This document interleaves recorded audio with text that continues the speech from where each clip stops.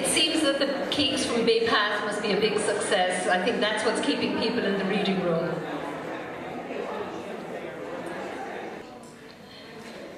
It's my great privilege to be here today to welcome you to the Jacob Edwards Library. Welcome honoured speakers, guests, and our community to the Jacob Edwards Library on this very special day to celebrate our 100th anniversary. We are so pleased that you are here to join us. The library, without its supporters and users, is only a building, but thanks to you, you make it a dynamic, interactive hub at the centre of our community. Success is only possible with all the participants working together. It really does take a village, or maybe in Southbridge a city, allowing us to edge closer to our vision of the library being the community place to be. I would like to make special mention of the staff of the Jacob Edwards Library, who are the most supportive, helpful, intuitive and fun people to be around, and who make the library and its services operate like a well-oiled machine, accessible to all. Thank you for joining us today and making the library a really great place to be. Go raibh míle maith agaibh go léir.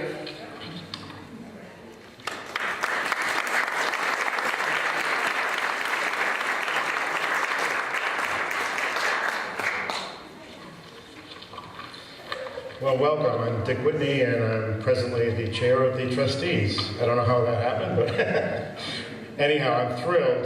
This is an event that we've been planning for some time, and I don't know where the time went, but about a year and a half in planning. And I want to thank Margaret, who's an outstanding resource, and her staff. As she said, I think we have a wonderful building, but I think we have an outstanding staff, and it's just amazing, so thank you.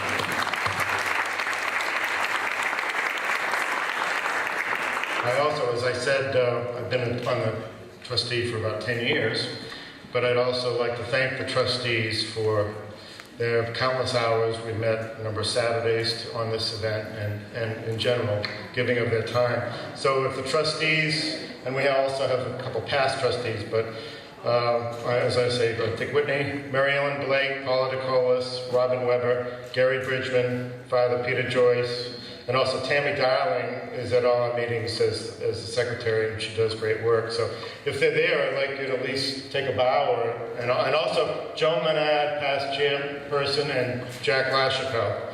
So thank you for all your hard work.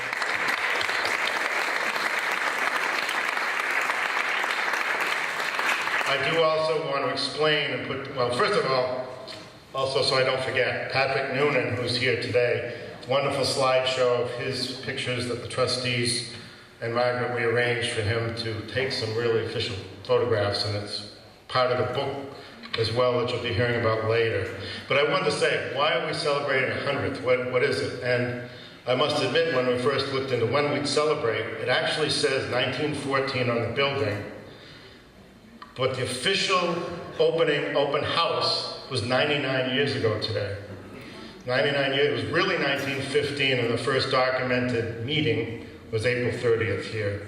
So, but we wanted to celebrate through the year. So you will see throughout this next year, we're going to have a celebration. And I thought I'd be in my mind, I thought I'd be in an outfit from 1914, but I'm not. But I just want to frame it, what happened in 1914, to think about 100 years ago now. And I'll put on my AO 1914 glasses, which is all I could get as a costume. But this is what happened in 1914 globally. The first stone of the Lincoln Memorial was put in place. The first airplane flight from LA to San Francisco. The opening of the Museum of Science in New York. The first successful blood transfusion. Babe Ruth's first professional game in a 6-hit, 6-0 win. U.S. Congress establishes Mother's Day on May 7th. The Greyhound bus begins in Minnesota. World War II begins with the assassination of Francis Ferdinand, the Archduke of Austria, as you know, and this led into World War I. So World War I was starting right now, 100 years ago. The Boston Red Sox purchased Babe Ruth Sherlock Holmes, I had to throw something about literature. I guess Take a Bow took place in 1914. The Panama Canal opened. First German planes started, they bombed Paris. The New York Post Office opened. I should have had something about a library here, but in any case, the U.S. Post Office used its first automobile to collect and deliver mail. And locally, as you know, one of the big achievements in 1914 was this building, and it lives on today. So, without further ado, that's kind of the climate of things. And I'd like to not speak too much longer, but now follow the first. Our first guest speaker, Elizabeth Quigley, representing Congressman Neal.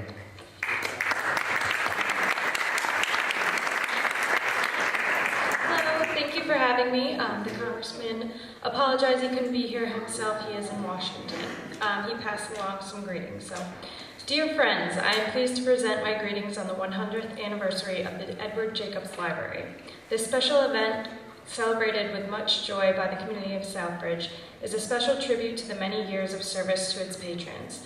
This library is an integral part of the community. It provides knowledge for those who seek it, preserves the history of the past, and has opportunities for a brighter future.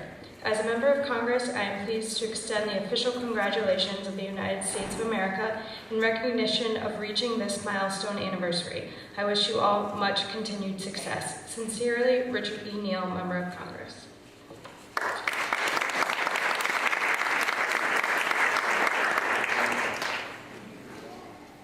Second speaker, I'll postpone Richard Moore. Representative Duran.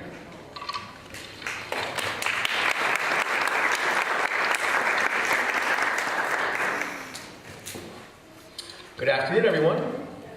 It's interesting. I was thinking as I was walking around the reading room, there are two places really where you can, or at least I can, and I think probably a lot of you as well, can get lost in your thoughts and in what you're looking at. And they both have to do with books, right? The first is the bookstore. If you happen to walk around a Barnes & Noble or a Borders or something, you kind of get lost looking at the books all the time. And the second is the library. The best part about the library, of course, is you don't have to buy the books. So you get to kind of look at them and get lost in them and see all those things that are of interest to you. About a couple months ago, we had a little group out at the library in Charlton, and I spoke there. I'm going to kind of say the same thing. So if you were there for that, you'll recognize this, but a lot of you weren't. So I think it still is relevant today. And I was telling about a story that I had recently, where I ran into somebody when I was on my way to an event at a library, and a gentleman stopped me. We were talking for a few minutes, and he said, "Oh, where are you heading?" And I said, "I'm heading over to the library for something." And he said to me, he said, "Wow, what a waste of money that is." And I said, and that was my reaction. I said, "Really?" And he said, "Yeah." I said, "How so?" And he pulled out this, and he said, "This right here." He says, "I can do anything on this. I got an internet, I can pull up books, I can do anything that I need to right on my phone. Technology is making a library obsolete." And I thought to myself, wow, that's really strange. And I said to him, I said, well, maybe you should go into a library and see what it is that's there now and see how they have evolved over the years. And I think today is really a perfect example of that. 100 years this library has been there. And it looks structurally pretty much the same as it did back 100 years ago. But functionally, it has changed so much. No longer is it the days where we have the books there and everybody has to be quiet when they go into the library and not bother anybody, just sit down and you read. Now it's more of a community center. They've evolved. They've become more important. They become centers of our communities. And they've been places where kids can go and meet, kids can have fun, they can learn, they can read books, of course. But there's so much more here, and I'm really amazed at the evolution that libraries have taken in the last 100 years, and I think what they'll take in the next 100 years. So I think it's so important that we keep this heritage and tradition alive, and that we support our libraries for all that they do. And so I do have a resolution here, citation from the House of Representatives, and you'll forgive me if I'm a little bit sleepy. We just finished up the budget last night. I didn't get home till about 1:30. And as I was saying to some friends, I have a cat that wakes me up at 5, so that's kind of a tough thing. But anyway, I digress. I do have a citation from the Massachusetts House of Representatives that says, "Be it hereby known to all that the Massachusetts House of Representatives offers its sincerest congratulations to the Jacob Edwards Library in recognition of your 100 years of dedicated service to the community of Southbridge. The entire membership extends its very best wishes and expresses the hope for future good fortunes and continued success in all its endeavors. Given this, the first day of May in 2014, signed by the Speaker of the House, Robert DeLeo, and myself, State Representative Peter Durant. Congratulations, and may you have another great 100 years. Thank you."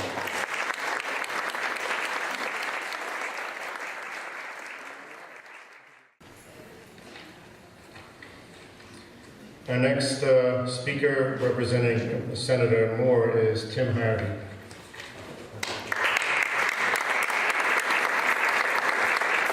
Thank you, Dr. Durant. I don't know if you're in Boston today. If anybody else was in Boston, weather here is much different than it is in the city. If I knew that, I would have been here at 9 a.m. enjoying the sun. Unfortunately, the Senator couldn't be here today. Their formal sessions are on Thursday, so he's representing all of us in the chamber today. But he did send me with the text to the resolution that he's going to personally bring on next week, Margaret. So if I could, I'll just read this. In celebration of the 100th anniversary of the Jacob Edwards Library in Southbridge, Massachusetts. Whereas the first public library was established in Southbridge, Mass. by public vote in 1870 and 1872, Holmes Imington Esquire established and leased space on Main Street for the use of the town library. And whereas Jacob Edwards, a native of Southbridge and businessman who operated the Edwards store on the south side of Main Street, responded positively to a request for funding to build a library in Southbridge and provided the land and the bequest to do so.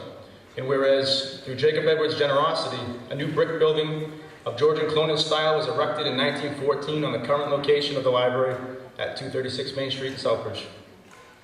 Sadly, Mr. Edwards died shortly before the library was built. His three heirs funded a trust that is still in place. And whereas, since its establishment, there have been 2 additions to the original building. A major addition was undertaken in 1966. This wing included the current reading room, director's office, and the Holmes Amadon History Room. In 2000, a second expansion and renovation was completed, adding a teen space, computer room, and providing a fully handicapped facility, increasing the library facility to its current size of 33,000 square feet. Whereas continual services have been provided to the community from the 236 Main Street location, except for the 2-year remodeling between June 98 and May 2000, at which time services were moved to the town hall basement. And whereas during the most recent master planning for the library, the tagline, "The Community Place to Be," was added in hopes of capturing the essence of the library while continuing its commitment to the promotion of reading, education, literacy, culture, and lifelong learning for persons of all ages in our community. And whereas, resolved that the Massachusetts Senate hereby congratulates the trustees, the staff, the members of the Southbridge community on the celebration of the 100th anniversary of the Jacob Edwards Library, and resolved that a copy of these resolutions be transmitted by the Clerk of the Senate to the trustees of the Jacob Edwards Library. Offered by Senator Richard T. Moore, Worcester, Norfolk District.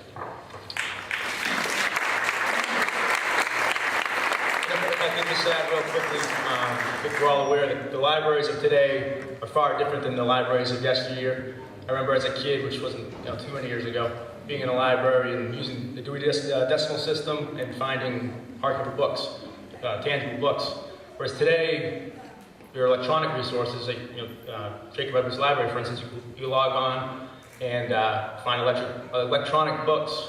There's resources for kids, teens, adults, seniors. So it's more of an information community, and there's a lot of key players involved.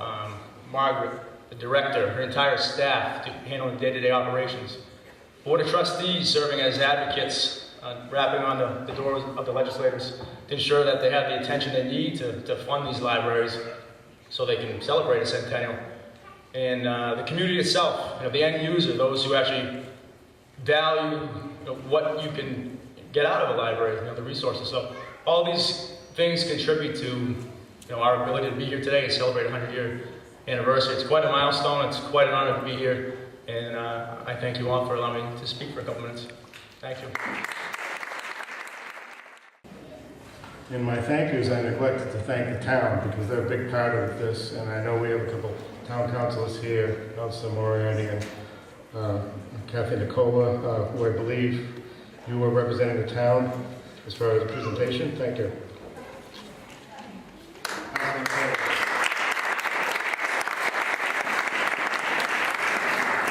Good afternoon, everybody. I too have something. Our town council chair is a little taller than me. I'm not David Lanchman, and he wasn't able to attend today, so he asked me to do so on his behalf. Before I read our proclamation, I just wanted to say that I love hearing about how the library is used today. But I can recall, as a youth, a very little youth, coming to the library with my older aunts who were both in high school at the time. And there were tables lined up over here. And every one of those tables was packed with students from Mary Wells High School, and they were all studying. And this place was where the kids hung out. When I go by the library, I think of home. It's home to me. It has changed, but it really hasn't. People still use this library as a place to come home to, and I think that's very important. It's wonderful that that we've caught up with technology here in the library, but I'm kind of an old schooler, so I like to think of it from back in the early 60s, before the new additions were put on the building. And yes, I am that old. Okay. Presented to the Jacob Edwards Library, whereas since its inception, the Jacob Edwards Library has inspired learning, education, and culture in Southbridge and the community. Whereas the town of Southbridge hereby recognizes the dedication and determination of the staff, trustees, volunteers, and countless community supporters who have helped to realize this century milestone.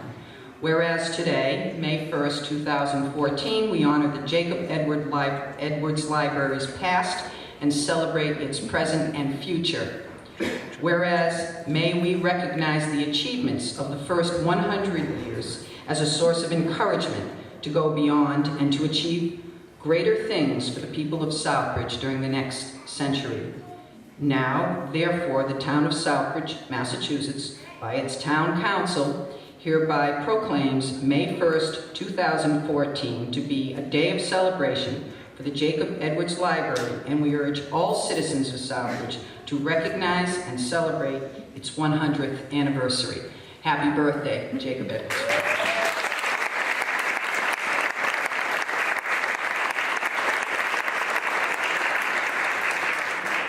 And I think I'd be remiss also in the town, specifically Karen Hernoy and Mindy Ernst-Fournier. They spend a lot of time going through the financials, and with Paul Nicolas, who's our treasurer, and I've got to thank them. But the whole town, things are wonderful, and we have a good rapport.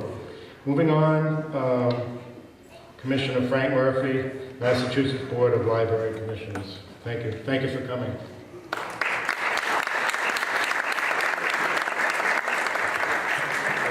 It's my pleasure to be with you today, and I come bearing with yet another proclamation and some more whereases, but I will try to make them as understandable as possible. First the proclamation, and then a couple of comments. Whereas the Jacob Edwards Library has promoted knowledge, information, culture, and learning, both in the printed word and other media for the benefit of the people of Southbridge and her surrounding communities since 1914. And whereas, when the Jacob Edwards Library was awarded a $1,137,836 Massachusetts Public Library Construction Grant from the Mass Board of Library Commissioners, the community of Southbridge rallied around a construction project, not easy, that renovated and expanded the original library, enabling it to continue to be the heart of the community and meet the needs of future generations.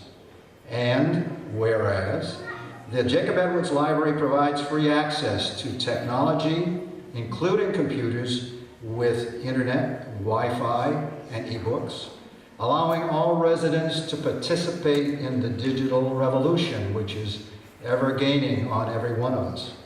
And whereas Southbridge's residents' use of libraries' computers with internet has increased more than 76% since 2003, demonstrating that far from replacing libraries, technology has made libraries more vital to democratic communities everywhere. And whereas the Jacob Edwards Library strives to benefit all members of the community, and to that end has received over $27,000 in federal grants from the Massachusetts Board of Library Commissioners to address local needs in preservation, language learning, and lifelong learning. And whereas, this is the last, the Jacob Edwards Library stands as proud and vital today as it was in its founding a century ago, thanks to its staff, trustees, volunteers, don't forget the volunteers, and countless community supporters. Therefore, be it resolved that the Mass Board of Library Commissioners recognizes the many achievements of these first 100 years of the Jacob Edwards Library, and be it further resolved that the Massachusetts Board of Library Commissioners enthusiastically supports the Jacob Edwards Library as it journeys on with Southbridge residences into the next century of service. Dated April 3rd, 2014, at a board meeting, signed by myself, the chairman, and Diane Carty, who is now our executive director. Thank you for your time, and good luck in the next 100 years.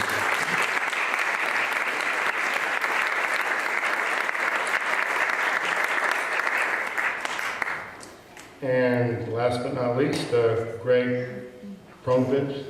I sort of got it right. Is the executive director of the Massachusetts Library System. Thank you for coming. Thank you.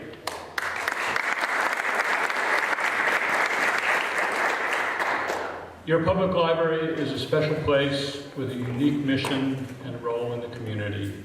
And I'd like to thank Margaret and the trustees for inviting me here today to join you during your special anniversary. Congratulations. I'd like to talk about the library as a community place. I was looking at the calendar for the Jacob Edwards Library and saw that there are multiple events every day here. And the Jacob Edwards Library is part of a larger library community. A recent article in Forbes cited that American libraries welcomed over 1.5 billion visitors last year. They found that over 1/2 of young adults and seniors who are in poverty use their library for the internet for either employment, education, or health-related, for example, topics. And at a cost of $42 per person per year. That's a lot less expensive than a smartphone. That's right. In Massachusetts, libraries host 115,000 programs a year with attendance exceeding 2.3 million children, young adults, and adults. And the meeting rooms in Massachusetts libraries were booked more than 160,000 times last year. I'd like to thank the Jacob Edwards Library for being part of these important statistics of serving the public, young and old, rich and poor, and everyone in the middle. And to say that as a gathering place and community center, the library is a unique place, and thank you all for your support.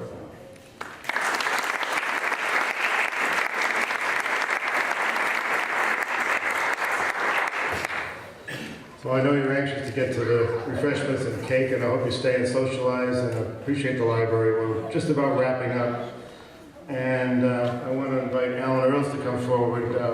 One of the things that we as the Board of Trustees, and with Margaret's guidance, she's been instrumental in this, is we felt it very important to have something, not just an ebook, but I'm sure it could be done and may be done, but we wanted to publish a book. And so, I'd say a year ago, probably, we started in with, and Alan Earls is the author, along with his son, Eamon, and I'll let him say a few words, but basically I'm thrilled with the outcome. We have a pre-printed edition now, and it will soon be available, I think, within the next month or so. We wanted to get everything just right, so there are a few tweaks that we're doing, and we may even have a few photos from today and so forth, so it'll be current. But it is the history of the library, and it's fascinating. And it goes even before 1914. What I didn't really know is, and I will paraphrase, and I may get my date somewhat wrong, but the library, the first public library, was in the Ammerdown building, and it was really a private building, but they had to have water rights. But it was voted by the town to give $1,000 and $70 from dog taxes. So that's how the library started. So there was a tax even then to help establish the library. And it goes from that to through to today. And we have some great photographs of the past. And it's going to be something that we, as we said, we're tweaking it slightly, so you can glance at it, but we will soon have copies available. If anyone wants to pre-order an executive decision, then it'll be $15 discounted price for a pre-order. So, in any case, let us know, and these will be printed on order. But we're thrilled, and Alan, Margaret and I and Alan and the board, we've been dealing and going back and forth and getting it right. He's been doing spending hundreds and hundreds of hours researching. So I think we will have a permanent book to add to the library collection of books. And I think there'll always be a place for a hard copy. So, Alan, do you have any words to say? Whereas you've all been incredibly good listeners, and whereas I do not have any prepared remarks, I will be brief. Being here is something of a homecoming. I was born in Southbridge, and I have many family connections here. And my son and co-author wrote his first book, a fictional book about a town called Quinnebog that was based rather closely on Southbridge. So it's been very exciting for both of us to be involved in this project. As Dick said, we are trying to capture the history of the institution, but the history of the institution is really the history of the community viewed through the very special lens of a very special place. And doing the research, reading all the stories, seeing the names and the anecdotes, it's very clear that from the get-go, the library has been very central to this community, remains so, and has been blessed with incredible community support, a really great series of trustees, and fantastic library directors. And I'm delighted to be part of that in a small way. Thank you.